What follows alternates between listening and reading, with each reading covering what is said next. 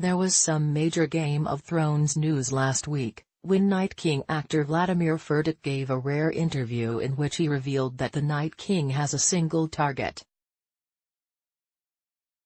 People will see he has a target he wants to kill, and you will find out who that is.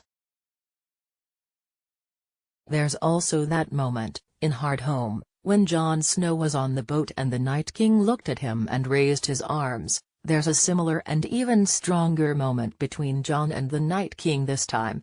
Perhaps that's the reason he doesn't get interviewed much, as that's a fairly massive spoiler, far more information than we've been given in an interview for a while. But who is the Night King's target?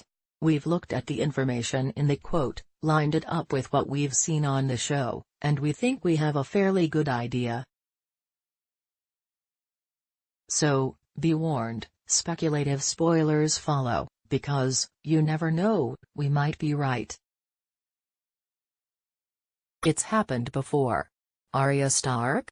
HBO. Whoever the Night King's target is, they have a strong connection to Jon, going by Furdík's quote, and no one has a stronger connection to Snow than Arya Stark. Arya's Jon's favorite, and Jon is Arya's. It's there on the show, but even more so in the books, where they can't stop thinking about each other, though that may be a hangover from the first draft, where they were lovers. Yes, we know. Makes incest with Daenerys seem less creepy somehow, doesn't it? The first proper Season 8 trailer opens with Arya looking absolutely terrified, holding a dragonglass dagger and running from danger. That means she's definitely facing the Night King's army, but could it be the Night King himself?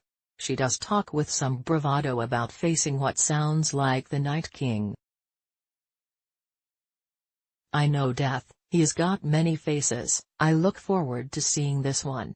The only problem with this theory is we can't see a single reason why the Night King would target Arya, who was just a child when he started making his moves, and is someone who he has had no real interaction with. Our money's on Arya being scared by, and running away from, an army of whites who have invaded Winterfell, not even the White Walkers, let alone the Night King himself.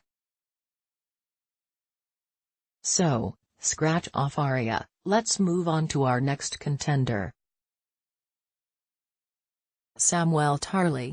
2016 Home Box Office Incorporated. Someone who's also very close to Jon, Samwell Tarly has been very involved with the fight against the Night King, making the significant discovery in Season 3 that dragonglass is the weapon that kills White Walkers. He hands over a dragonglass dagger to Bran Stark and gives Mira Reed a set of dragonglass arrowheads for their journey beyond the Wall. Handing two of the Night King's major foes a powerful tool, with Vladimír Furdík mentioning revenge as a motivating factor for the Night King's actions in the EU interview. Could the nocturnal monarch be annoyed at Sam for giving his enemies such a key piece of information? Nah, we love Sam, but it would be the biggest anticlimax in Westeros if this was the drive behind 8 seasons of genius. We'd expect there to be a bit more to it than this. Daenerys Targaryen? HBO. This one's a bit more complicated and requires some book knowledge, but basically, there's a theory that the Night King's target is actually a new wife. In George R.R. Martin's books, the Night's King, note the slightly different name, was a Night's Watch commander who fell in love with a woman with skin as white as the moon and eyes like blue stars. He loved her though her skin was cold as ice. Now, it's interesting that EU's interview photoshoot revealed that the Night King's eyes have been redesigned again, to more closely resemble blue stars, but we digress.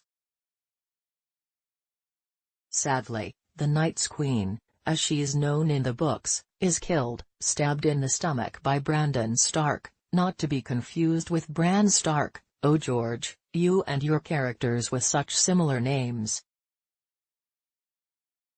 In the books, the Night's King dies too, but on the show, he's survived, which has slightly annoyed Martin.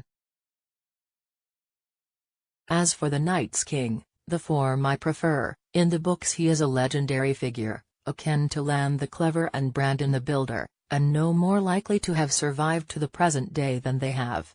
If we're taking the Night King and the Night's King to be the same character, could he be traveling to Westeros to take revenge for his murdered wife, by murdering, or kidnapping, the new wife of the new head of the Starks? If Dany and Jon get married in Season 8, then this theory could be on the table, but, of all the possible targets, one really does stand out. Bran Stark. HBO easily the most obvious contender. In Season 6, Episode 5, the Night King grabs Bran. The three-eyed raven says, "He touched you, and now he'll come for you." Bran replies, "He can't get in," and the three-eyed raven says, "He can now, his mark is on you." When Bran allowed the Night King to touch him, there's a good chance that's what broke the magic that held the Night King and his army behind the wall. Now the Night King has used a dragon, which is also magic, to bring down the wall. He can follow Bran wherever he goes, with Bran's mark potentially operating as a homing beacon. That would explain why the trailer seems to suggest the Night King's first port of call is Winterfell. Bran hasn't told anyone at Winterfell that the Night King's mark is on him, which feels like maybe something you'd mention if it was supposed to be significant, but maybe Bran's in denial about what happened, or he's too busy being Doctor Strange and examining every possible event from past, present and future to care. But why is the Night King coming for Bran? To answer that, we need to go back to Vladimír Furdík's interview and get his quote about revenge. Somebody made him the Night King.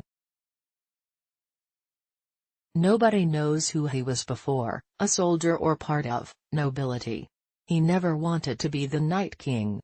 I think he wants revenge. Everybody in this story has two sides, a bad side and a good side. The Night King only has one side, a bad side. Is there a chance that the Children of the Forest downplayed the three-eyed raven's role is creating the Night King, and, as Bran is the current three-eyed raven, the Night King wants to take an unjust revenge against Bran for what Bran's former mentor did to him? That would be a pretty bad thing to do. Going for Bran would certainly make sense in terms of Furdík's insinuation that his target would lead to an intense moment between him and Jon.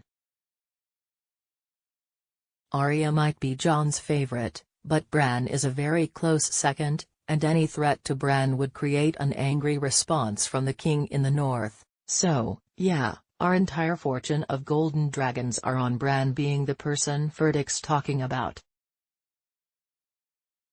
And we don't have long to wait to find out. We're only weeks away from the first episode of Game of Thrones Season 8, which lands on Sky Atlantic on April 15. We earn a commission for products purchased through some links in this article. Want up to the minute entertainment news and features? Just hit like on our digital